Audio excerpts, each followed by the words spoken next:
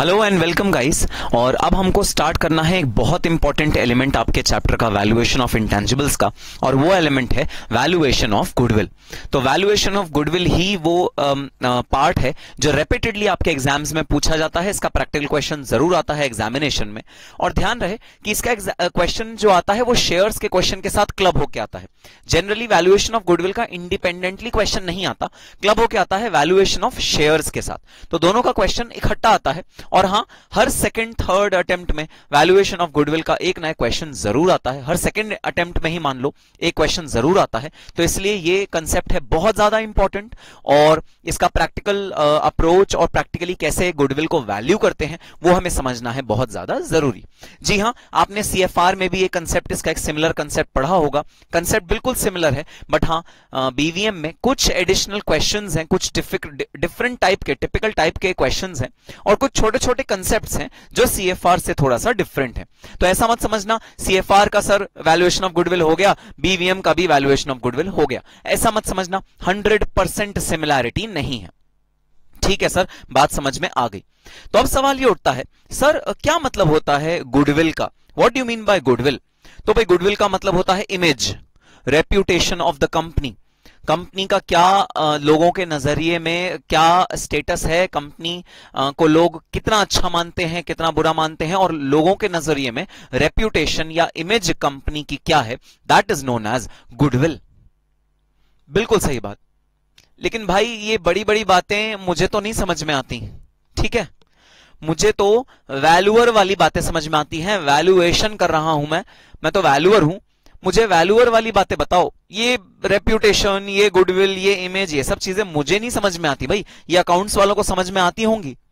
अच्छा सर, तो sir valuer वाली क्या बात आपको समझनी है बताइए जरा। तो सुनना जरा, वैल्यूअर वाली क्या बात है जो मैं आपसे समझना चाहता हूं। वैल्यूअर वाली ये बात है कि भाई मुझे ये बताओ, इस गुडविल के चलते या इस रेप्यूटेशन, इमेज, जो तुमने बड़े बड़े नाम लिए, इसके चलते क्या कंपनी को कोई फ्यूचर में बेनिफिट होने वाला है? प्रॉफिट के रिस्पेक्ट में, कोई कॉस्ट कटिंग के रिस्पेक्ट में, कोई रेवेन्यू इंक्रीज के रिस्पेक्ट में, किसी भी तरह का कोई बेनिफिट होने वाला है? अगर तुम जवाब दोगे हां सर बेनिफिट होने वाला है, तो मैं कहूंगा हां गुडविल है। और अगर तुम जवाब दोगे नहीं नहीं सर नहीं होने वाला कोई बेनिफिट, तो मैं कहूंगा गुडविल नहीं है। सीधी सी बात है। अच्छा, अकाउंट्स वाले इस कंसेप्ट को कैसे ट्रीट करते हैं? अकाउंट्स वाले जनरली इस कंसेप्ट को ट्रीट करते हैं, भाई अगर गुडविल को परचेज किया है तो गुडविल है, और अगर गुडविल सेल्फ जनरेट करी है तो गुडविल नहीं है। ये वैल्यूएशन के प्रिंसिपल्स के बिल्कुल अगेंस्ट है। वैल्यूअर भाई ऐसा नहीं मानते कि सेल्फ जनरेटेड गुडविल को रिकॉग्नाइज नहीं करना चाहिए या सेल्फ जनरेटेड गुडविल नहीं होती।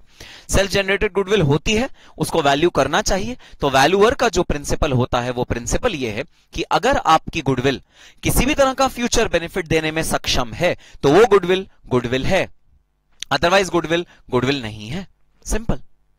सर एक छोटा सा एग्जांपल लीजिए और हमें प्रैक्टिकली बताइए कि ये जो इंटेंजिबल, हम कहते हैं गुडविल को हम देख नहीं सकते, छू नहीं सकते, इंटेंजिबल प्रोडक्ट है। सर एक प्रैक्टिकल एग्जांपल लेके बताइए कि गुडविल एक्चुअली होता क्या है और कैसे गुडविल के बेनिफिट्स मिलते हैं फ्यूचर में। चलो एक लेता हूं मैं एग्जांपल। तो भाई आप सीएम में क्वालिफाई कर गए दिसंबर 2019 में, और फरवरी में आपका रिजल्ट आया 2020, और रिजल्ट के बाद आपने कहा अरे वाह आई एम अ सीएम में नाउ, और आपने डिसाइड किया कि भाई मैं कहीं जॉब नहीं करना चाहता, मैं कहीं भी किसी भी तरह का एम्प्लॉयमेंट में नहीं जाना चाहता, मैं तो अपनी प्रैक्टिस करना चाहता हूं, प्रैक्टिस खोलना चाहता हूं। ठीक है भाई, प्रैक्टिस खोलो। आपने लिया सर्टिफिकेट ऑफ प्रैक्टिस सीओपी, और आपने अपना एक ऑफिस लिया एक अच्छी सी कॉलोनी में, और जहां पर बहुत सारे सीएमएस के ऑफिस थे, आपने भी अपना ऑफिस लिया, और ऑफिस लेने के बाद आपने अपना बिजनेस करना स्टार्ट कर दिया। किस चीज का बिजनेस भाई? कॉस्ट ऑडिट करने का बिजनेस, इनकम टैक्स की रिटर्न्स, जीएसटी का काम, जितना भी फाइनेंशियल एस्पेक्ट्स होता है उन सब फाइनेंशियल एस्पेक्ट में आपने बिजनेस करना कर दिया शुरू। आपने अपनी प्रैक्टिस कर दी शुरू। अब जब आपने प्रैक्टिस करी शुरू तो नेचुरल सी बात है, इनिशियली आपके पास कस्टमर्स या क्लाइंट्स, प्रोफेशनल्स हमेशा क्लाइंट्स बोलते हैं, कस्टमर्स नहीं बोलते, तो आपके पास इनिशियली क्लाइंट्स नहीं होंगे। क्लाइंट्स कहां से आएंगे इनिशियली? आप तो फ्रेशली क्वालिफाइड सीएम में हो, सीओपी आपने अभी अभी लिया है, आपने प्रैक्टिस अभी अभी खोली है, आपके पास कहां से आए क्लाइंट्स? नहीं है आपके पास क्लाइंट्स फॉर श्योर। एक महीना आपने बड़ा आराम से बैठा, भगवान से प्रार्थना करी कि हे भगवान क्लाइंट भेज दे, क्लाइंट भेज दे, क्लाइंट भेज दे, लेकिन आपके पास अनफॉर्चुनेटली एक महीने में कोई भी नया क्लाइंट नहीं आया। अब इस पूरे एक महीने आप अपने बगल वाले ऑफिस में रोज झांक झांक के देखते थे, वहां पर एक बुजुर्गवार, बहुत बुजुर्ग सीएम में, जो बहुत पुराने सीएम में बने हुए हैं, वो सीएम में अपनी प्रैक्टिस चलाते थे और उनके पास थे बहुत अच्छे क्लाइंट्स। उन बुजुर्ग की जो एज थी वो थी अप्रोक्सीमेटली 65 इयर्स, और उनके पास थे बहुत अच्छे बड़े बड़े क्लाइंट्स जिनका वो दिन रात काम करते थे। और आप भगवान से प्रार्थना करते थे कि हे भगवान, काश मेरे को भी तुम कोई क्लाइंट्स दिला दो, चाहे तो यही जो बुजुर्गवार हैं इनकी तो अब उम्र हो गई है, क्यों ना आप इन्हीं के क्लाइंट्स भगवान मुझको दिला दो, ये अब कब तक काम करेंगे। तो इस नियत के साथ, इस उद्देश्य के साथ कि आपको और काम चाहिए और आपको काम मांगने में संकोच नहीं करना, अपने कॉलीग से अगर आप मांगते हो कोई काम, सीएमए से मांगते हो कोई काम, तो वो प्रोफेशनल मिसकंडक्ट के अंडर भी प्रोफेशनल मिसकंडक्ट नहीं माना जाता। ये हमने पढ़ा था इससे पहले वाले चैप्टर में। बिल्कुल सर। तो आप गए उन बुजुर्गवार के पास, आपने कहा अरे सीएमए साहब गुड मॉर्निंग। उन्होंने कहा गुड मॉर्निंग। आपने अपना इंट्रोडक्शन दिया कि मैं सीएमए हूं, फर्स्ट अटेम्प्ट में क्वालिफाई किया मैंने, दिसंबर 2019 अटेम्प्ट में मैंने रैंक लाया सीएमए फाइनल में, और अब मैंने अपनी प्रैक्टिस शुरू करी है, लेकिन अनफॉर्चुनेटली सर मेरे पास कोई भी क्लाइंट नहीं है। बुजुर्गवार ने कहा कि अरे बेटा एक बात बताओ, मेरे से क्या चाहते हो? आपने कहा सर क्या आप अपने क्लाइंट्स मुझे दे देंगे कुछ? बुजुर्गवार ने कहा अरे इसमें मेरा क्या फायदा भाई, कोई अपने फायदे के बगैर तुम्हारा कोई काम करेगा क्या? ना, कोई अपने फायदे के बगैर तुम्हारा काम नहीं करेगा। तुमने बुजुर्गवार से पूछा सर आपको क्या फायदा चाहिए ये बताइए। बुजुर्गवार ने कहा ये तो तुम सोचो भाई, अगर मैं क्लाइंट्स दूंगा तो तुम मुझे कैसे फायदा पहुंचा सकते हो? फायदे के बगैर तो कोई भी काम नहीं हो सकता इस दुनिया में। आपने कहा हाँ भाई बात तो सही है। तो आपने बुजुर्गवार के पास एक ऑफर रखा। ऑफर देखना आपने क्या रखा। आपने ऑफर रखा कि सर आपकी रिटायरमेंट की एज क्या है, आपको क्या लगता है आप कब तक और वर्क करोगे और उसके बाद आप रिटायरमेंट ले लोगे? बुजुर्गवार ने कहा भाई मैं 5 साल काम करूंगा, 5 साल बाद मैं रिटायरमेंट ले लूंगा। उसके बाद मैंने हॉलिडे होम बनाया हुआ है अपना, एक अच्छी सी जगह पे, ब्यूटीफुल से बीच के आसपास खरीदा हुआ है। मैं वहां जाके अपनी फैमिली के साथ रहूंगा और पोस्ट रिटायरमेंट कंप्लीट ऐश करूंगा, मस्ती करूंगा, और 4 धाम की यात्रा करने जाऊंगा, वर्ल्ड टूर पे जाऊंगा, घूमने जाऊंगा और सारी अपनी लाइफ को एंजॉय करूंगा 70 साल के बाद। आज मेरी उम्र है 65 साल, 5 साल और इफेक्टिव वर्किंग मेरे पास लाइफ है। तो आपने बोला अच्छा एक बात बताइए, आप पर एनम कितना कमा लेते हैं? उन्होंने आपको बोला कि भाई पर एनम हम कमा लेते हैं लगभग 10 लाख रुपए साल का, मोटा मोटा जो हमारा इनकम है वो 10 लाख रुपए साल की इनकम होती है। आपने उनसे पूछा अच्छा तो 10 लाख की जो इनकम होती है अगर मल्टीप्लाई बाय 5 कर दिया जाए, फिगर आती है 50 लाख, जो आप अगले 5 साल में धीरे धीरे करके कमाओगे। उन्होंने कहा बिल्कुल ठीक बात, फिगर आती है 50 लाख। अच्छा आपने यहां पर बात काटी। आपने कहा अच्छा सर एक बात बताइए, ये जो लकड़ी का कैबिनेट आपके ऑफिस में रखा है और इसके अंदर फाइलें दनादन भरी हुई हैं आपके सारे के सारे क्लाइंट्स की, मेरे ऑफिस में भी एक ऐसा कैबिनेट है, वो बिल्कुल खाली है। सर क्या आप ये पूरा का पूरा कैबिनेट मेरे को बेच देंगे? बुजुर्गवार ने कहा हां ले जाओ, 2000 रुपए का खरीदा था, आज तो वैल्यू 1500 भी नहीं रही होगी, तुम 1500 रुपए दे देना और ले जाओ। आपने बोला मैं सिर्फ कैबिनेट की बात नहीं कर रहा, मैं तो इसके अंदर जो फाइल्स रखी हैं उनकी भी बात कर रहा हूं। बुजुर्गवार ने कहा अरे ऐसा कैसे पॉसिबल है, मैं फाइलें कैसे दे सकता हूं तुम्हें, फाइलें तो मेरी क्लाइंट्स की फाइल है ना। आपने बोला अगर मैं इन फाइलों के बदले आप अगले 5 साल में जो कमाने वाले हो विच इज 50 लाख, उसका प्रेजेंट वैल्यू पूरा का पूरा आपको दे दूं, तब भी आप क्या ये फाइलें मुझे नहीं बेचोगे? बुजुर्गवार ने सोचा अरे वाह, जो सपने, जो हॉलिडे होम, जो घूमने की चाहत मेरी 5 साल बाद थी, वो तो अभी पूरी हो रही है। इससे अच्छी गोल्डन अपॉर्चुनिटी तो मुझे मिल ही नहीं सकती।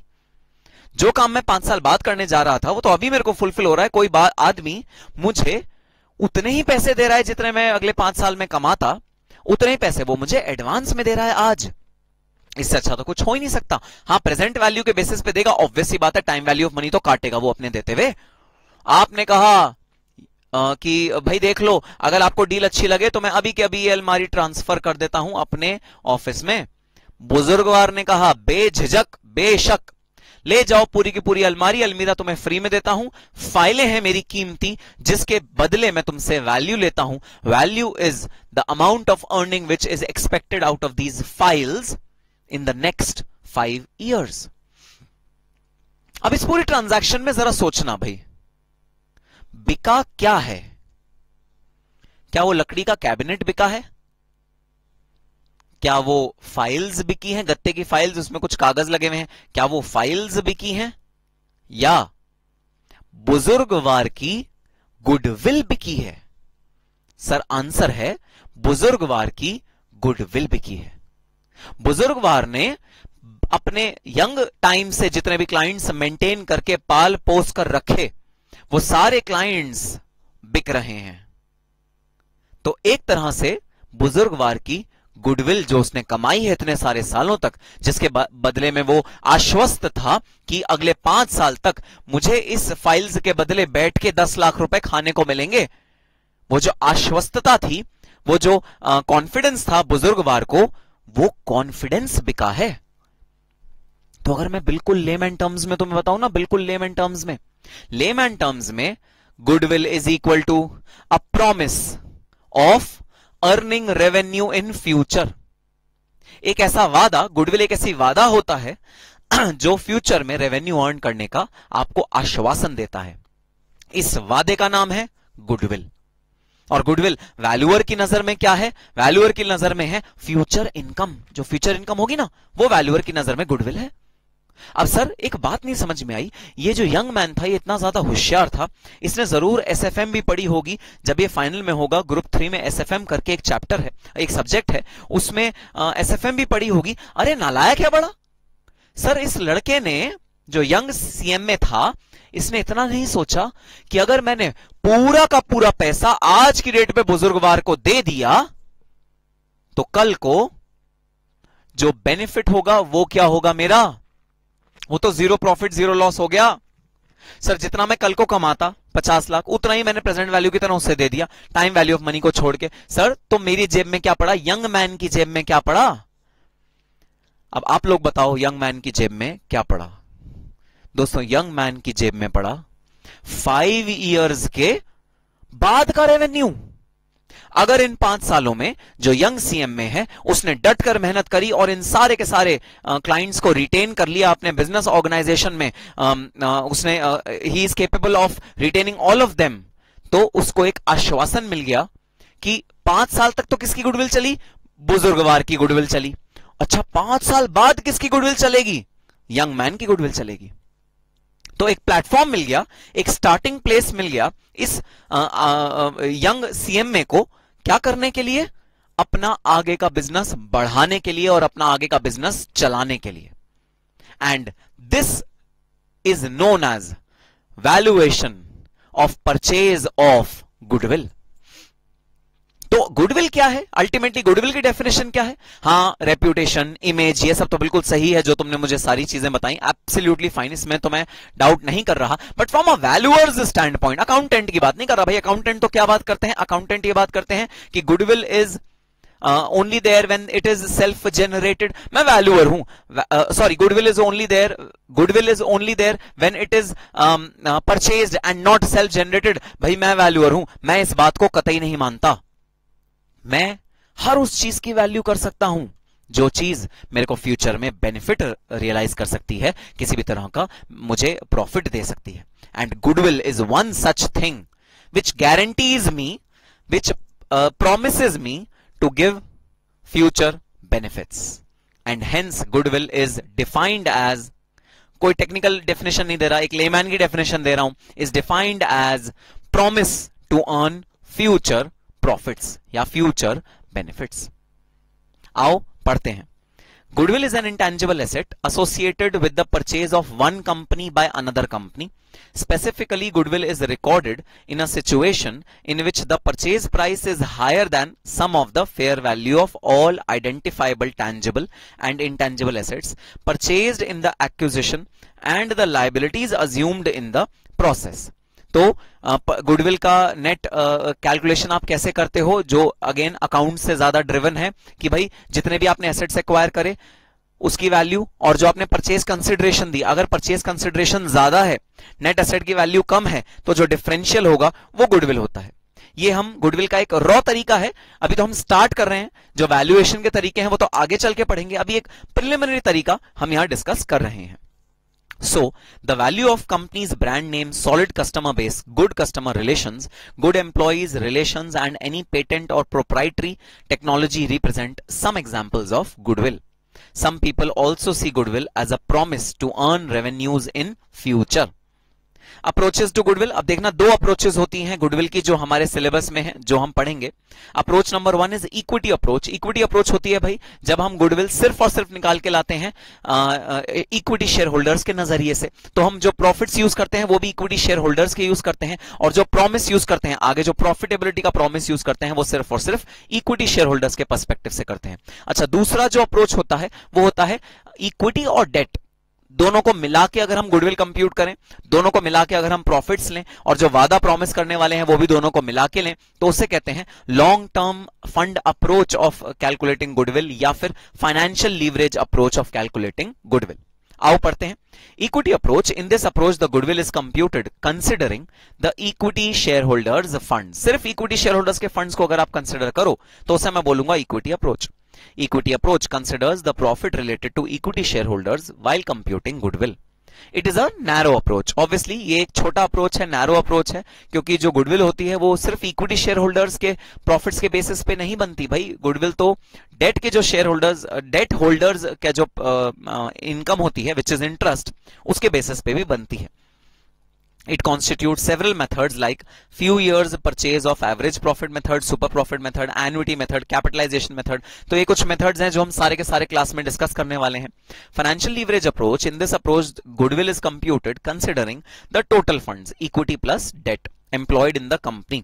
Financial leverage approach considers the profits related to equity and debt capital. It is a broader approach and it constitutes two methods like using pure debt element, pure debt element भी आप use कर सकते हो, and using pure debt element as well as hybrid element, दोनों को भी आप use कर सकते हो। ठीक है, तो अब हमें स्टार्ट करना है equity approach of valuation of goodwill. क्या होगा equity approach of valuation of goodwill? वो होगा भाई जो जैसे प्रॉफिट डिटरमाइन कर रहे थे, जैसे कि बुजुर्गवार ने बोला कि मैं 10 लाख रुपए कमाता हूं, अगले 5 सालों में मैं 10 लाख रुपए पर एनम कमा लूंगा, तो वो है equity approach and few years purchase of equity approach. तो जो मेथड नंबर 1 हम करने जा रहे हैं वो हमारे एग्जाम्पल से बिल्कुल रिलेटेड है। Under this method average maintainable profit, अब देखना वर्ड क्या यूज हुआ है, बड़ा इंपॉर्टेंट वर्ड है, अंडरलाइन कर लो इसको। Average maintainable profit is multiplied by one or more number of years in order to ascertain the goodwill of the firm. The average maintainable profit which is multiplied by the number of years for ascertaining value of goodwill is known as years purchase.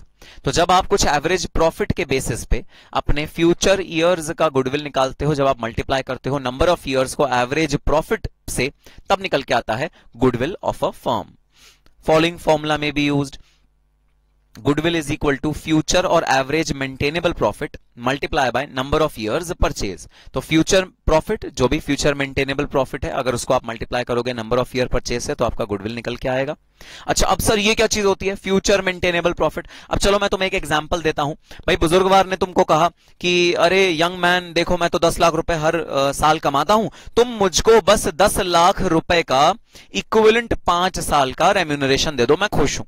आपने जब profit and loss account देखा ना बुजुर्गवार का, तो profit and loss account में एक element था sale of laptop 1 lakh rupees. तो बुजुर्गवार ने कोई बहुत एक्सपेंसिव लैपटॉप किसी जमाने में खरीदा था, उसकी रेजिडुअरी वैल्यू रह गई थी 1 लाख रुपए, उन्होंने 1 लाख रुपए में ये लैपटॉप बेच दिया और उसकी इनकम 10 लाख रुपए में एडिड थी। तो पता है आप बुजुर्गवार से क्या बोलोगे? सर आपकी इनकम 10 लाख नहीं है, आपकी इनकम तो 9 लाख है। बुजुर्गवार कहेंगे अरे देखो पीएनएल अकाउंट 10 लाख है। आप कहोगे सर जो 1 लाख रुपए है ना वो नॉन ऑपरेटिंग रीजंस की वजह से है, वो ऑपरेशंस की वजह से नहीं है। ये प्रॉफिट मुझे नहीं मिलेगा कल को, ये तो आपका अपना प्रॉफिट था जो वन टाइम हुआ, एक बार होके आपने खा पी लिया, मुझे नहीं मिलेगा। मुझे पता है कितना प्रॉफिट मिलेगा, 9 लाख रुपए। तो मैं 9 लाख मल्टीप्लाई बाय 5 45 लाख रुपए आपको दूंगा, 50 लाख नहीं। इसे कहते हैं फ्यूचर मेंटेनेबल प्रॉफिट। फ्यूचर में जो प्रॉफिट मेंटेन हो सकता है आप वो सोचोगे एज अ गुडविल का वैल्यूअर, जो फ्यूचर में प्रॉफिट मेंटेन होता है। जो पास्ट में हुआ है उसे बेसिस तो लोगे, लेकिन उसमें करोगे एडजस्टमेंट्स। वो एडजस्टमेंट्स क्या करोगे दोस्तों, एक तो फ्यूचर के अंदर जो चीजें नहीं होने वाली उसकी एडजस्टमेंट करोगे, और दूसरी एडजस्टमेंट करोगे पास्ट में अगर कोई एरर्स है, कोई रेक्टिफिकेशन करनी, कोई गड़बड़ियां करी हैं पास्ट के प्रॉफिट को निकालने में। सर गड़बड़ियां कैसे हो सकती हैं? गड़बड़ियां ऐसे हो सकती हैं, कोई कैपिटल एसेट खरीदा था, पीएनएल अकाउंट में राइट ऑफ कर दिया एक्सपेंस की तरह, गड़बड़ है। आप जाओगे पीछे रेक्टिफिकेशन करोगे और तब बुजुर्गवार को कहोगे अरे सर देखिए आपने जो प्रॉफिट बताया 10 लाख, वो 10 लाख नहीं है, वो तो इतना है। क्यों? क्योंकि आपके फाइनेंशियल्स में कुछ गलतियां भी थी। तो हम दो तरह की एडजस्टमेंट्स करते हैं फ्यूचर मेंटेनेबल प्रॉफिट निकालने के लिए, और फ्यूचर मेंटेनेबल प्रॉफिट के ही बेसिस पे आप गुडविल निकालते हो। वो एडजस्टमेंट क्या है? दो तरह की। एक है रेक्टिफिकेशन, कोई गलती हुई है, एरर हुआ है पास्ट में, आप उसे रेक्टिफाई करते हो। और दूसरी तरह की adjustment valuers adjustment. Valuers adjustment होता है जो वैल्यूअर है उसको ऐसा लगता है कि फ्यूचर में ये चीज नहीं होगी या ये चीज एडिशनल होगी, तब वो एडजस्टमेंट कर देता है। तो ये दो तरह की एडजस्टमेंट जो आपको अपने फ्यूचर मेंटेनेबल प्रॉफिट को निकालते हुए करनी है। ठीक है सर। तो the word maintainable indicates several adjustments which might have influenced abnormally the profits of past years. If in any year there is an exceptional income or an exceptional expense or absence of expense, the profit of that year has to be so adjusted as to get it free from such exceptional influences. FMP is calculated as under. अब देखना FMP कैसे calculate होता है। पहले तो आप past का profit ले लोगे, जो प्रॉफिट आफ्टर टैक्स लिखा है ना ये है पास्ट का प्रॉफिट, आप ले लोगे पास्ट का प्रॉफिट। उसके बाद आप क्या करोगे, इसके अंदर ऐड कर दोगे टैक्सेस। तो ये प्रॉफिट आफ्टर टैक्स है, प्रॉफिट में टैक्सेस ऐड करोगे ताकि पीबीटी निकल के आए, क्योंकि पीबीटी में ही एडजस्टमेंट करना, नेट ऑफ टैक्स में एडजस्टमेंट नहीं करता, एडजस्टमेंट हमेशा पीबीटी में करते हैं। तो आप निकालोगे पीबीटी, पीबीटी के बाद निकल के आएगा ऐड और less errors in past years profit. तो पास्ट ईयर में किसी भी तरह का प्रॉफिट में अगर कोई गड़बड़ी है तो आप उसे रेक्टिफाई करोगे, इसे कहते हैं रेक्टिफिकेशंस। फिर क्या करोगे आप, लेस नॉन ऑपरेटिंग इनकम। अगर भाई कोई इनकम आई है, इनकम जैसे मैंने आपको एक एग्जांपल दिया, फिक्स एसेट बेच के कुछ 1 लाख रुपए कमाए गए थे, तो वो फ्यूचर में थोड़ी कमाए जाएंगे, आप उसको रिड्यूस करोगे। लेस नॉन ऑपरेटिंग इनकम, आपको उसको रिड्यूस करके दिखाना है, तो निकल के आएगा रेक्टिफाइड प्रॉफिट बिफोर टैक्स। ये रेक्टिफाइड प्रॉफिट आया है। अब इसमें आप अपना दिमाग लगा के फ्यूचर की एडजस्टमेंट्स करोगे। फ्यूचर के एडजस्टमेंट्स मतलब नॉन रेकरिंग एक्सपेंसेस और इनकम, और एड और लेस फ्यूचर एक्सपेक्टेड इनकम और एक्सपेंस। तो या तो नॉन रेकरिंग होगी जो आगे नहीं होने वाली, या आगे होने वाली है फ्यूचर एक्सपेक्टेड है, दोनों को आप एडजस्ट करोगे। क्या निकल के आएगा आपको, future maintainable profit before tax. और जैसे ही future maintainable profit before tax आएगा आप उसमें से टैक्स को माइनस करोगे। अब ध्यान देने वाली बात, कई बार क्वेश्चन में 2 टैक्स रेट गिवन होते हैं, एक पास्ट ईयर का टैक्स रेट, एक फ्यूचर ईयर का टैक्स रेट। पास्ट ईयर का टैक्स रेट तो ऐड होगा जब आप प्रॉफिट आफ्टर टैक्स जो बेसिक फिगर है ऊपर वाली वो उसमें आप ऐड करोगे, लेकिन जब आप लास्ट में आ जाओगे और टैक्स को माइनस कर रहे होगे तब फ्यूचर वाला टैक्स लगेगा, ना कि पास्ट वाला tax. So tax at the rate expected in the future, future में भी जो भी टैक्स रेट एक्सपेक्टेड है आप उसको माइनस कर लोगे।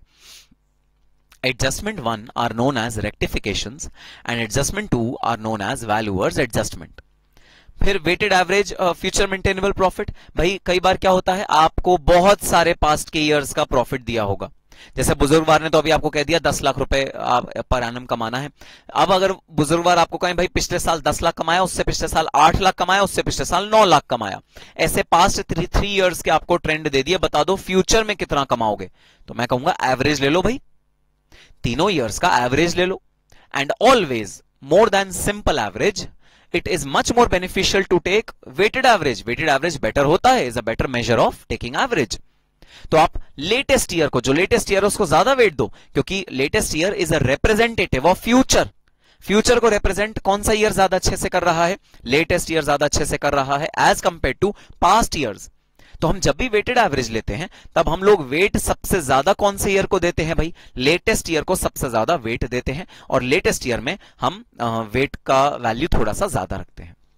आपकी मर्जी, वेट करो या सिंपल एवरेज करो, बट हाँ प्रेफरेंस वेट को मिलेगी। सर कौन सी सिचुएशन होंगी जहां हम सिंपल एवरेज नहीं कर पाएंगे और वेटेड एवरेज करना होगा, एंड वाइस वर्सा? भाई अगर तो आपके वैल्यूज में ट्रेंड है, ट्रेंड मतलब इंक्रीजिंग या डिक्रीजिंग ट्रेंड है, तो आप वेट्स ले सकते हो, अदरवाइज आप वेट्स नहीं ले सकते। तो वेट्स लेने की भी एक टेक्निक है, वो है ट्रेंड्स। अगर ट्रेंड है, ओपनिंग इंक्रीजिंग हो चाहे डिक्रीजिंग हो, अगर ट्रेंड है तो आप डेफिनेटली वेट्स ले लो, अगर ट्रेंड नहीं है तो फिर आप वेट्स नहीं ले सकते। So weighted average FMP sometimes instead of simple average of adjusted profits as discussed above, weighted average is taken into consideration. Weights are given to each year's profit on consideration how each year profits is likely to influence the future profit trend. Following formula may be used. Goodwill is equal to weighted average future maintainable profits multiply by number of years purchase. तो weighted average profit जितना भी future maintainable weighted average profit आया, उसको अगर आप आगे के number of years से मल्टीप्लाई कर दोगे, जैसे बुजुर्गवार ने कहा भाई मैं 5 साल और प्रोफेशनली एक्टिव रहूंगा, तो भाई ये तो एस्टिमेट है, 5 साल 3 साल 4 साल ये एस्टिमेट है। हाँ जनरली मैंने जो प्रैक्टिकली देखा है, कोई भी कंपनी 5 साल से ज्यादा नहीं लेती, बिकॉज 5 साल से ज्यादा इज मोर अनसर्टन। सो ये एस्टिमेट है 3 साल 5 साल, ये आप देखो आपको नंबर ऑफ ईयर परचेज क्या लेना है। तो मतलब क्या होता है नंबर ऑफ ईयर परचेज का? The number of years purchase indicates the time required by the new business to come at a level equal to the old settled business, and the selection of number of years is based purely on an estimate और trend of the industry concerned. The number of years to be taken for consideration depends on the nature of business. अब nature of business पे भी depend करेगा कि आप कितने number of year purchase लो। अरे अगर कोई ऐसा बिजनेस है जो बहुत जल्दी ऑब्सोलीट हो जाएगा, उसके आप कम नंबर ऑफ ईयर्स परचेज लोगे। अगर कोई ऐसा बिजनेस है जो चलता चलेगा तो वो उस पर आप नंबर ऑफ ईयर परचेज ज्यादा लोगे। So it depends on nature of business, the steady और fluctuating nature of profit and also nature of goodwill. तो ये है ये था मेथड नंबर 1। मेथड नंबर 1 है few years purchase of average profit method. अब देखना मेथड नंबर 2 बड़ा पॉपुलर मेथड, आपने कई बार इंटर में भी किया होगा, फाइनल में भी CFR में किया होगा। मेथड का नाम है सुपर प्रॉफिट मेथड। अब जरा सुनना सुपर प्रॉफिट मेथड क्या है। भाई वही बुजुर्गवार जो आपको अपना पूरा शेल्फ अलमीरा का बेच रहे हैं, जिसके अंदर फाइलें भरी हुई हैं क्लाइंट्स की, दबादब फाइलें भरी हुई हैं इस पूरे के पूरे कैबिनेट में, क्लाइंट्स का अंबार लगा हुआ है। ये आपसे कहते हैं भाई अगले 5 साल मैं 10 लाख रुपए पर महीने कमाऊंगा, पर एनम कमाऊंगा। आपने कहा ठीक है, आप 10 लाख रुपए साल का कमाओगे, बात तो बिल्कुल ठीक है। अब आप as a freshly qualified CMA, suppose आपके पास अपने 2 लाख रुपए के क्लाइंट्स ऑलरेडी हैं, आपके पास अपने 2 लाख रुपए के क्लाइंट्स ऑलरेडी हैं। तो एक फ्रेशली क्वालिफाइड CMA होता है, जो नॉर्मली एक फ्रेशली क्वालिफाइड CMA को अर्निंग होती है ना शुरू में, सपोज वो होती है 2 लाख रुपए साल की। 2 लाख रुपए के साल के क्लाइंट तो गारंटीड है, मिलेंगे, उसके अलावा आप जितने डेवलप कर सको करो। तो अगर 2 लाख रुपए के क्लाइंट्स आपके पास दोस्तों ऑलरेडी हैं, तो जो फ्यूचर मेंटेनेबल प्रॉफिट आपकी न्यू CMA की फर्म का हुआ, वो कितना हुआ? 2 लाख रुपए प्लस 10 लाख रुपए जो बुजुर्गवार के आए, 12 लाख रुपए। आपका जो फ्यूचर मेंटेनेबल प्रॉफिट हुआ वो हुआ 12 लाख रुपए। बुजुर्गवार ने आपसे कहा अरे कितना पैसा कमा रहे हो तुम फ्यूचर में? आपने कहा 12 लाख रुपए। बुजुर्गवार ने कहा तो बस 12 लाख रुपए मल्टीप्लाई बाय 5, 60 लाख रुपए मुझे दे दो। आपने कहा अरे आप गलत कह रहे हैं, उस 12 लाख रुपए में से 2 लाख रुपए तो मेरे हैं अपने, जो नॉर्मली एक CMA कमा लेता है, उतने तो मैं कमा रहा हूं। तो आप पे जो एट्रीब्यूट करूंगा मैं बुजुर्गवार, आप पे जो एट्रीब्यूट करूंगा मैं वो करूंगा जो एक नॉर्मल CMA अपने नॉर्मल सिचुएशन से ऊपर कमाता है। 2 लाख तो नॉर्मल CMA नॉर्मल सिचुएशन में कमा रहा है, आपकी वजह से क्या बेनिफिट हो रहा है? जो ऊपर का 10 लाख रुपए है। तो आपको जो एट्रीब्यूट होगा वो अमाउंट है 10 लाख रुपए, ना कि 12 लाख रुपए। इस मेथड का नाम है सुपर प्रॉफिट मेथड, जहां पर हम डिफरेंशियल लेंगे between the future maintainable profit of the company minus the profit which would have been earned by a normal company in the same industry. जो नॉर्मल कंपनी होगी same industry में, वो जो earn करेगी आप उसे माइनस कर दो, और फ्यूचर मेंटेनल प्रॉफिट जो आप अर्न करोगे आप वो बेस फिगर लो, दोनों को डिफरेंस करके जो आएगा वो आएगा सुपर प्रॉफिट। भाई ऐसा कैसे हो सकता है, एक यंग सीएम में 12 लाख रुपए कमाए? नहीं हो सकता प्रैक्टिस में। तो अगर आपको पता है ऐसा नहीं हो सकता प्रैक्टिस में, तो सुपर प्रॉफिट आपका कितना है ये बता दो जरा। कितना आप एक्स्ट्रा कमा रहे हो? आप 10 लाख रुपए एक्स्ट्रा कमा रहे हो। तो बस आंसर दोनों मेथड से सेम आएगा, सिचुएशन का डिफरेंट है जहां पर आप दोनों मेथड्स लगाओगे। एक मेथड एक सिचुएशन में लगता है, दूसरा मेथड दूसरी सिचुएशन में लगता है। आओ देखते हैं क्या है method number 2, super profit method. This is the most commonly used method of computing goodwill. Under this method, average super profit is ascertained. Goodwill is calculated at a few years purchase of super profit of the concern. Super profit or super normal profit refers to the excess profit earned by an entity over and above the normal profit, which may be attributed to goodwill of the concern. Following formula may be used. Goodwill is equal to super profit multiply by number of years purchase. अब भाई super profit कैसे calculate होगा? Future maintainable profit जो आप maintain करोगे, future maintainable profit multiply by normal profit जो एक average business कमा रहा है आपकी लाइन में, जो भी आपकी इंडस्ट्री में बिजनेस है ना, जो वो कमा रहा है बिजनेसमैन कोई भी, और उसे कहेंगे नॉर्मल प्रॉफिट। अब भाई ये नॉर्मल प्रॉफिट निकालते कैसे हैं सर? नॉर्मल प्रॉफिट निकालते हैं, it refers to average profit earned by similar businesses in the same industry.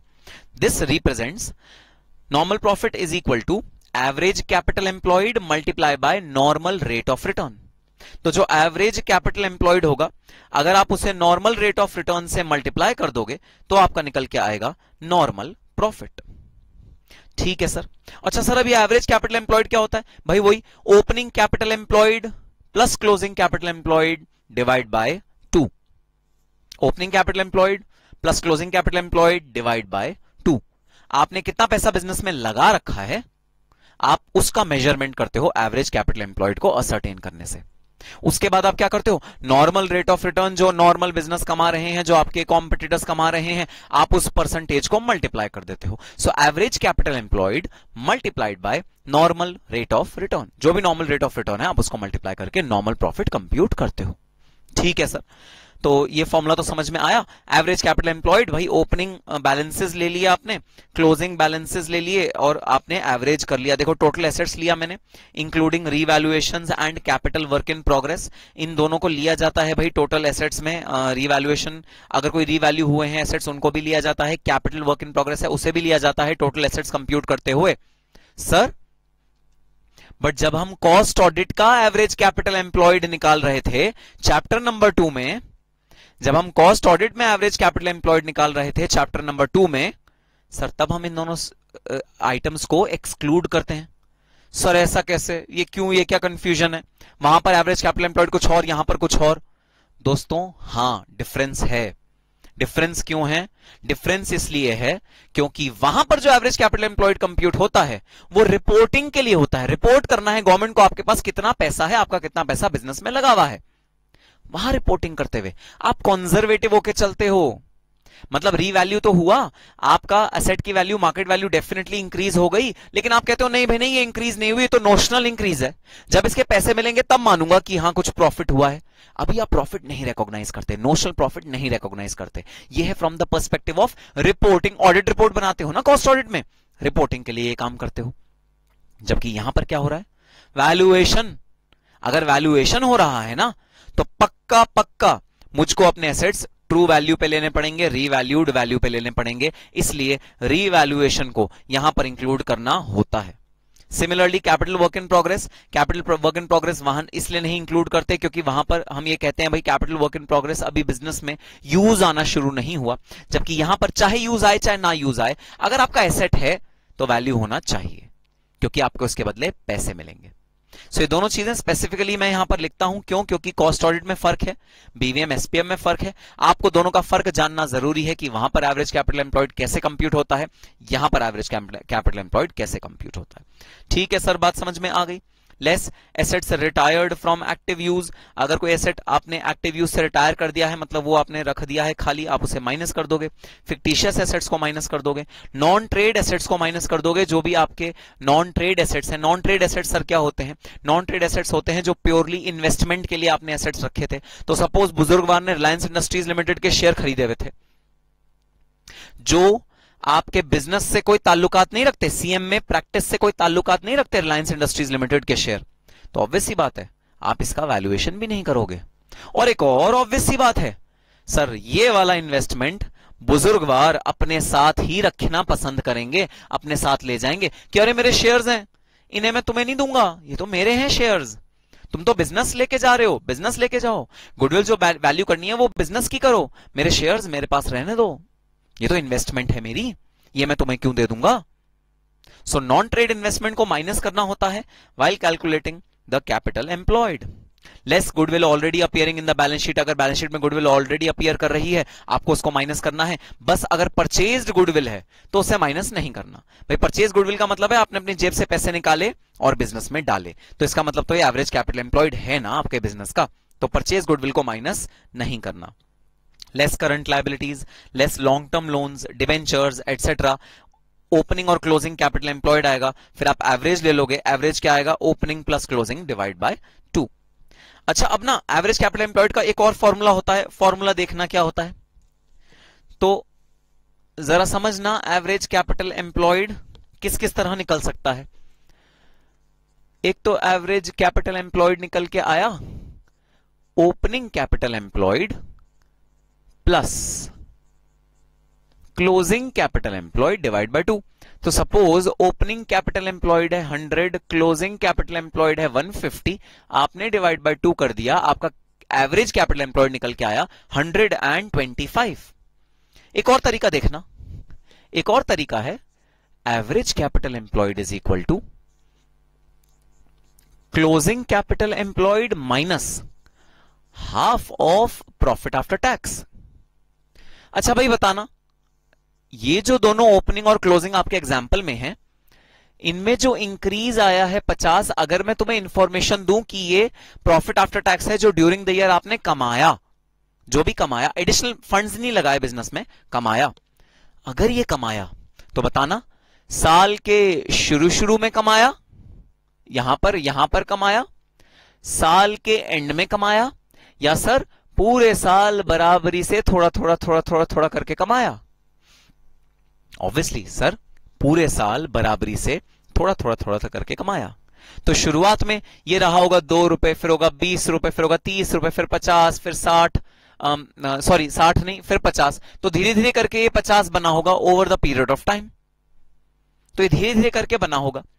तो अब अगर मैं तुमसे पूछूं, जरा बताना ओपनिंग क्या पूरे साल बिजनेस में लगा रहा? आप कहोगे हां सर, ओपनिंग पूरे साल बिजनेस में लगा रहा। अगर मैं आपको कहूं एडिशन ड्यूरिंग द ईयर पूरे साल बिजनेस में लगा रहा या थोड़ा लगा रहा, थोड़ा नहीं लगा रहा? आंसर है सर थोड़ा लगा रहा, थोड़ा नहीं लगा रहा। तो मैं इस थोड़े को कैसे डिफाइन करूंगा? हाफ लेके। हाफ क्या होगा sir? Closing capital employed minus half of profit earned during the year. इसका आंसर भी क्या आया? 125। अब देखना मेथड नंबर 3 जो यूज तो नहीं होता लेकिन मेथड की तरह है हमारे पास, opening capital employed plus half of PAT.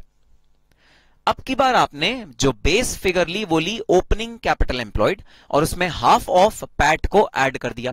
भाई ओपनिंग कैपिटल एम्प्लॉयड कितना है? 100 plus half of profit after tax कितना है? 50। आपका एवरेज कैपिटल एम्प्लॉयड कितना आया? 125। तो तीनों सिचुएशन में आंसर बिल्कुल सेम, बस मेथड का फर्क। डिपेंडिंग अपॉन हमें क्वेश्चन में ओपनिंग कैपिटल एम्प्लॉयड दिया होगा तो पहला वाला मेथड लगाएंगे, बेस्ट है, सबसे इजी है।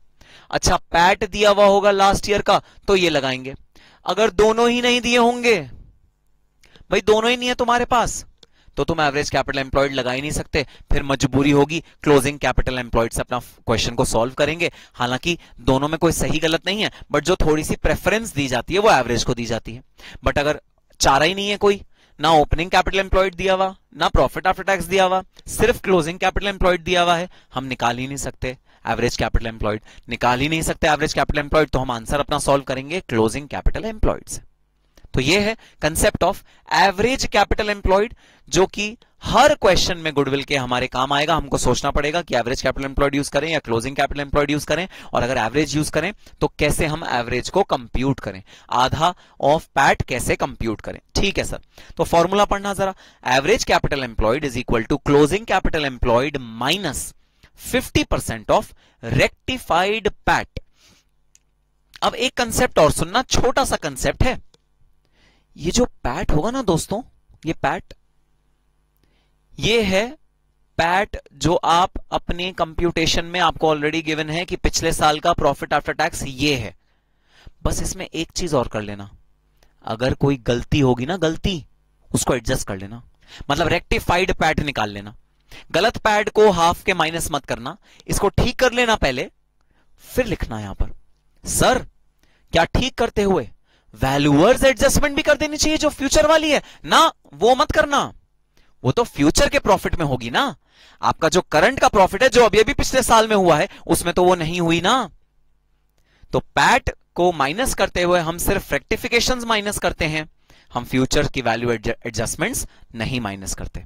अब आपको समझ में आया? जब मैं फ्यूचर मेंटेनेबल प्रॉफिट का फॉर्मूले में जब मैं दो पार्ट्स में अपनी कंप्यूटेशन करता था, एडजस्टमेंट वाला वन अलग, एडजस्टमेंट टू अलग, वो इस पॉइंट के लिए करता था कि क्योंकि मुझे यहां पर रेक्टिफाइड पैट की जरूरत पड़ेगी, इसलिए मैं रेक्टिफाइड पैट को क्यों ना ऊपर ही निकाल लूं। That is the reason that future maintainable profit was computed in two parts. One, rectified profit after tax. Second, future maintainable profit after tax. वो यहां पर काम आएगा। ठीक है सर, प्रैक्टिकली क्वेश्चन में देखेंगे कहां कहां काम आएगा, किन किन सिचुएशन में उसका यूज होगा। आगे चलते हैं। Situations where average capital employed can not be used and the goodwill is computed using closing capital employed. ये हमने अभी अभी डिस्कस किया। कौन सी सिचुएशंस हैं जहां पर एवरेज कैपिटल एम्प्लॉयड भाई लग ही नहीं सकता। अब जब लग ही नहीं सकता तो फिर एवरेज कैपिटल एम्प्लॉयड को हम यूज नहीं करेंगे। फिर उन सिचुएशंस में हम क्या करेंगे? क्लोजिंग कैपिटल एम्प्लॉयड को यूज करेंगे। ठीक है सर, ये सिचुएशन तुम पढ़ना, जो भी सिचुएशन दी हुई है। हम स्टार्ट करते हैं एक इजी सा क्वेश्चन भाई। Illustration number 1। प्रैक्टिकली जब तक क्वेश्चन नहीं करोगे ना, तब तक थ्योरेटिकली तो समझाता रहूंगा मैं, कोई फर्क नहीं पड़ेगा। अच्छा, आधे से ज्यादा तो आप लोग अभी वीडियो देखते हुए ऊँगने भी लग गए होंगे, सोने जैसी फीलिंग आ रही होगी, पलकें भारी हो गई होंगी। भाई जाओ, आंखें धो लो, पानी वानी पी लो, क्योंकि अब प्रैक्टिकल पार्ट शुरू हो रहा है। अब ऊँगो मत, आलस मत दिखाओ, आओ प्रैक्टिकल पार्ट को शुरू करते हैं। Illustration number 1। Negotiation is going on for transfer of A Limited on the basis of balance sheet and additional information as given below. तो बैलेंस शीट के बेसिस पे और इन एडिशनल इंफॉर्मेशन के basis पे आपको नेगोशिएशन करना है ए limited के परचेज का। ए लिमिटेड की दी हुई है goodwill, land and building, plant and machinery, investment, stock, debtors, cash and bank. Liability side पे दिया हुआ है share capital ₹10 fully paid, reserves and surplus, sundry creditors. Profit before tax दिया हुआ है 2009-10 का, amounted to ₹6 lakhs including ₹10,000 as interest on investment. Investment पे कुछ interest है. However, an additional amount of 50,000 per annum shall be required to spend for smooth running of business. ये है valuers adjustment. अब ध्यान से demarcate करते रहना, कौन सा है valuers adjustment, कौन सा है rectification. Market value of land and building and plant and machinery are estimated at ₹9 lakhs and 10 lakhs respectively. In order to match the above figures, further depreciation to the extent of 40,000 should be taken into consideration. Income tax rate may be taken at 30%. Return on capital at the rate of 20% before tax may be considered as normal for this business. याद है normal profit निकालना होता है, उसमें normal rate of return चाहिए। ये है वो normal rate of return जो question में हमको दिया हुआ है। For the purpose of determining the rate of return, profit for this year after aforesaid adjustment may be taken as expected average profit. Similarly, average trading capital is also considered on the basis of position in this year. It has been agreed that 3 years purchase of super profit shall be taken as goodwill for the purpose of deal. You are required to calculate value of goodwill of the company. आपको goodwill की value निकाल के लानी है। ठीक है sir. Illustration number 1।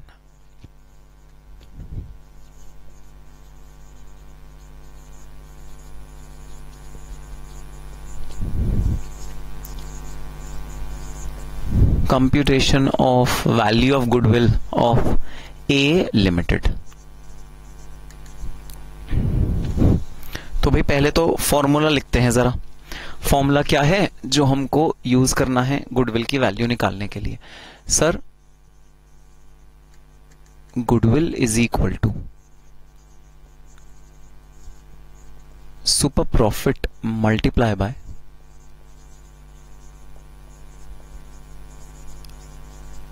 Number of years purchase. Super profit multiplied by number of years purchase. भाई question में से देख के बताओ, क्या नंबर ऑफ ईयर्स परचेज हमें कहीं दिया हुआ है? हाँ sir, number of years purchase हमको दिया हुआ है।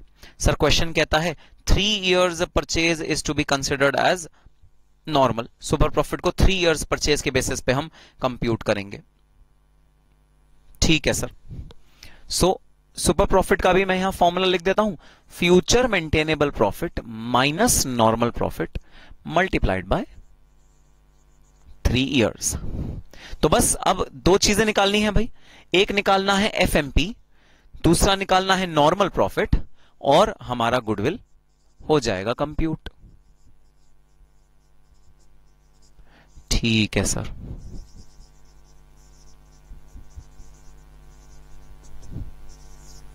Computation of FMP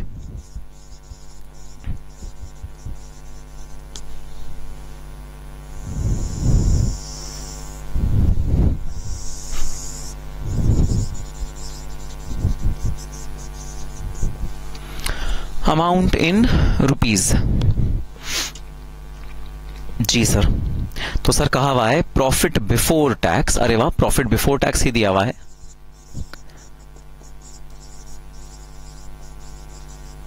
profit before tax है 6 लाख रुपए। ठीक है सर। सर इसके अंदर इंटरेस्ट ऑन इन्वेस्टमेंट जुड़ा हुआ है, less non operating income. Interest on investment 10,000 रुपए। ये आ गया भाई रेक्टिफाइड प्रॉफिट बिफोर टैक्स। ठीक है, इसके अंदर आओ कुछ अगर फ्यूचर की एडजस्टमेंट्स हैं तो ये हो गया रेक्टिफिकेशन। अगर कोई फ्यूचर की एडजस्टमेंट्स हैं which are known as valuers adjustment, वो भी हम एडजस्ट कर देते हैं। हाँ जी सर। सर एडिशनल अमाउंट खर्च करना पड़ेगा, less additional expenses to be incurred. Amount है सर 50,000 रुपीज के एडिशनल एक्सपेंस इनकर करने पड़ेंगे। अच्छा, इसके बाद सर 40,000 रुपीज का एडिशनल डेप्रिसिएशन लगेगा फ्यूचर में। एडिशनल डेप्रिसिएशन टोटल आ गया 90,000 रुपीज। ये आ गया 5,90,000 rupees. So future maintainable profit before tax कितना आ गया? 5 lakh rupees. Future maintainable profit before tax कितना आ गया? 5 लाख रुपीज। ठीक है सर। तो अब सर अगर हम future maintainable profit after tax निकालेंगे तो उसके लिए हमें करना पड़ेगा less tax at the rate of 30%। तो भाई ये क्या आ गया? 3,50,000 future maintainable profit after tax. तो सर एक फिगर तो निकल के आ गई, future maintainable profit after tax. बस अब अगर हम नॉर्मल प्रॉफिट और कंप्यूट कर लें तो बस हमारा क्वेश्चन सॉल्व। बिल्कुल सर। तो जरा समझना, ये कंप्यूटेशन हमने कैसे करी है, फ्यूचर मेंटेनेबल प्रॉफिट निकालने की, और इसे हमने दो पार्ट में करा है क्योंकि क्वेश्चन क्लियरली कह रहा है आपको एवरेज कैपिटल एम्प्लॉयड के बेसिस पे अपना क्वेश्चन सॉल्व करना चाहिए।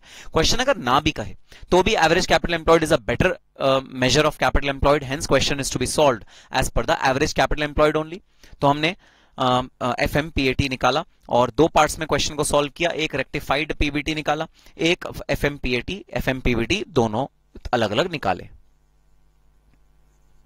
अब अगला पार्ट क्या है, अगला पार्ट है कंप्यूटेशन ऑफ नॉर्मल प्रॉफिट। भाई नॉर्मल प्रॉफिट का हमको कंप्यूटेशन करना पड़ेगा। फॉर्मूला बता दो जरा नॉर्मल प्रॉफिट का। भाई नॉर्मल प्रॉफिट का फॉर्मूला है एवरेज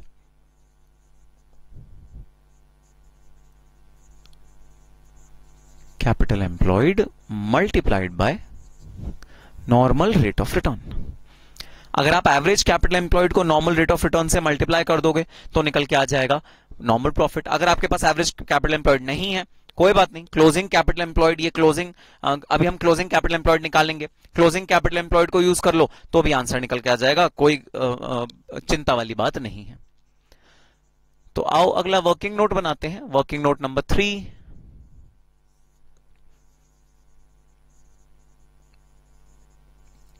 कंप्यूटेशन ऑफ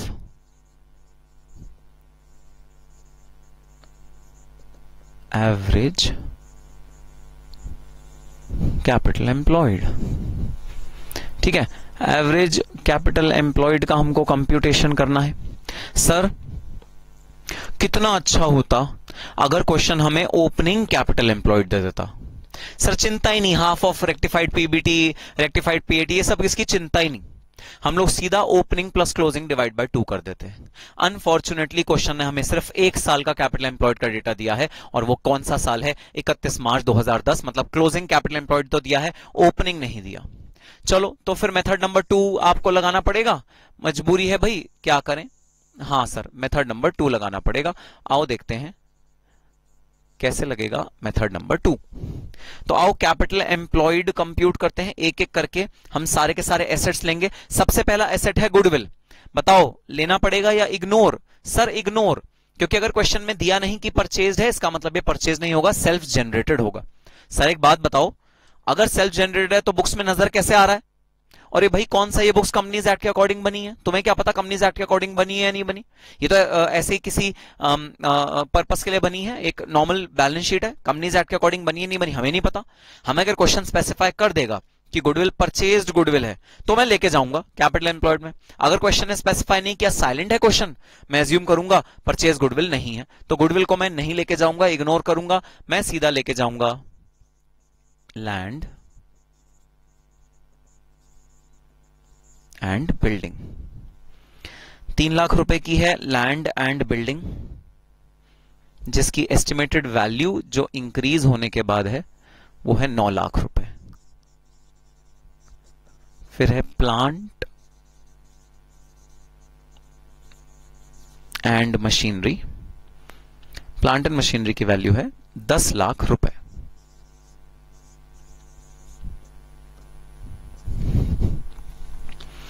उसके बाद है इन्वेस्टमेंट्स। अब देखो इन्वेस्टमेंट्स नॉन ट्रेड है, ऐसा हमारा अनुमान है। सर अगर तो क्वेश्चन में स्पेसिफाइड होता, भाई देख लो कहीं क्वेश्चन में स्पेसिफाइड तो नहीं है कि ट्रेड है या नॉन ट्रेड है। नहीं सर क्वेश्चन में कहीं भी स्पेसिफाइड नहीं है। तो भाई अगर क्वेश्चन में स्पेसिफाइड नहीं है तो फिर मैं एज्यूम करके चलूंगा इन्वेस्टमेंट नॉन ट्रेड इन्वेस्टमेंट है और इसे एक्सक्लूड करूंगा while computing my capital employed, क्योंकि मेरे बिजनेस की चीज है ही नहीं, ये मेरे बिजनेस में लगी ही नहीं है, ये तो कोई थर्ड पार्टी के बिजनेस में लगी है। तो this investment is non trade investment, तो मैं यहां नहीं इंक्लूड करूंगा। ठीक है सर स्टॉक तो इंक्लूड करना पड़ेगा, बिल्कुल भाई स्टॉक इंक्लूड करेंगे 2 लाख रुपए। Debtors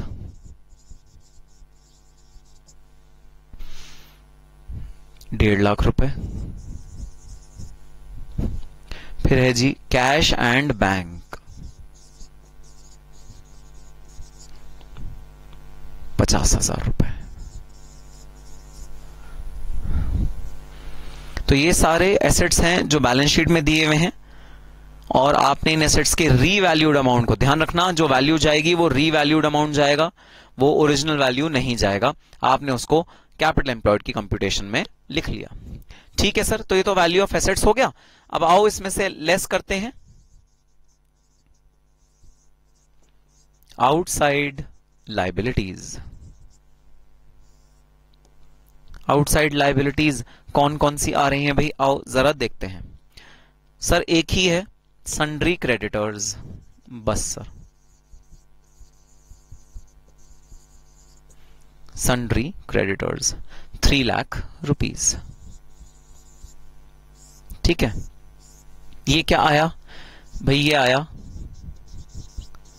closing capital employed. आपका जो क्लोजिंग कैपिटल एम्प्लॉयड है ना, वो निकल के आ गया। अब सर हमें तो क्लोजिंग नहीं चाहिए सर, हमें तो एवरेज चाहिए। अच्छा एवरेज चाहिए, लो हाफ ऑफ आर पैट को माइनस कर दो, एवरेज आ जाएगा। हाँ सर, सर बता दीजिए हाफ ऑफ आर पैट कितना है भाई। हाफ ऑफ आर पैट है 5,90,000 मल्टीप्लाइड बाय 1 माइनस 30%, और इसका आधा। देखो जरा बात समझ में आती है क्या। आर पैट निकालना है आपको, रेक्टिफाइड प्रॉफिट आफ्टर टैक्स निकालना है। आपने कैसे निकाला, rectified profit before tax 5,90,000 into 1 minus tax rate. तो जो प्रॉफिट बिफोर टैक्स है उसमें आप टैक्स रेट को माइनस कर दोगे, आपका प्रॉफिट आफ्टर टैक्स आ जाएगा। सर हमने ये दोनों एडजस्टमेंट्स क्यों नहीं करी इसमें, ये दोनों एडजस्टमेंट्स का क्या। अरे भाई ये दोनों एडजस्टमेंट्स फ्यूचर की एडजस्टमेंट्स हैं, पास्ट की नहीं। हम ये जो कैपिटल एम्प्लॉयड निकाल रहे हैं ये तो पास्ट का निकाल रहे हैं। जो अभी कैपिटल एम्प्लॉयड आज की डेट में बिजनेस में है उतना कैपिटल एम्प्लॉयड निकाल रहे हैं, फ्यूचर का कैपिटल एम्प्लॉयड थोड़ी निकाल रहे हैं। इसलिए कैपिटल एम्प्लॉयड को कंप्यूट करते हुए हम हमेशा माइनस करते हैं हाफ ऑफ रेक्टिफाइड पैट।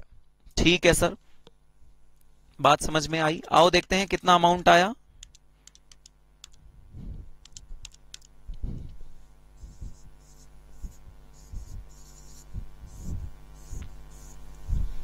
ये निकल के आया एवरेज।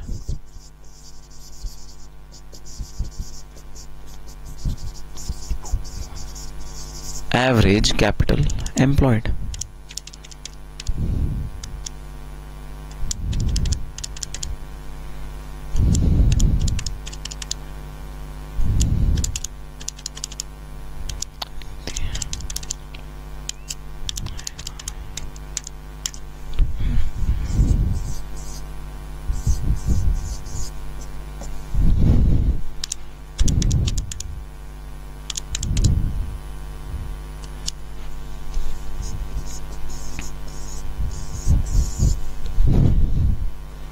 $17,93,500।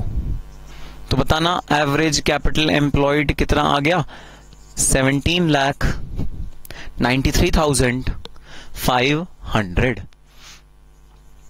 अब भाई एक बात और ध्यान रहे, बात ये कि जो एनआरआर क्वेश्चन में दिया हुआ है वो बिफोर टैक्स दिया हुआ है, आफ्टर टैक्स नहीं।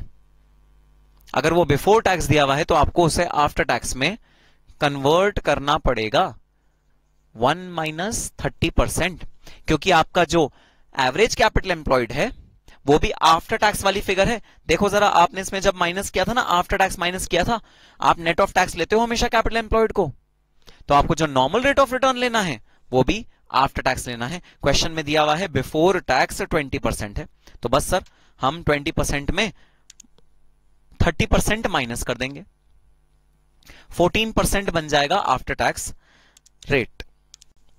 ठीक है सर, तो भाई ये आ गया 251,090,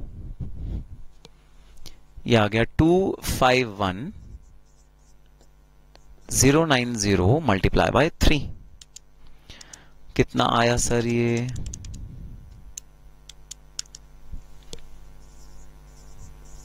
296,7 730 296,730 आई गुडविल की वैल्यू।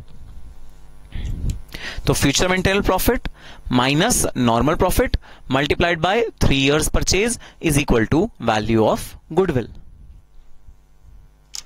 भाई कंक्लूजन लिखना जरा। Hence the value of goodwill, hence the value of goodwill of A Limited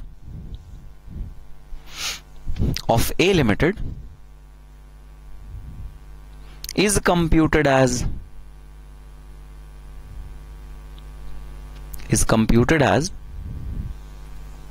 2,96,730 2,96,730। तो ये था इलस्ट्रेशन नंबर 1, एक बिल्कुल सिंपल सा इलस्ट्रेशन।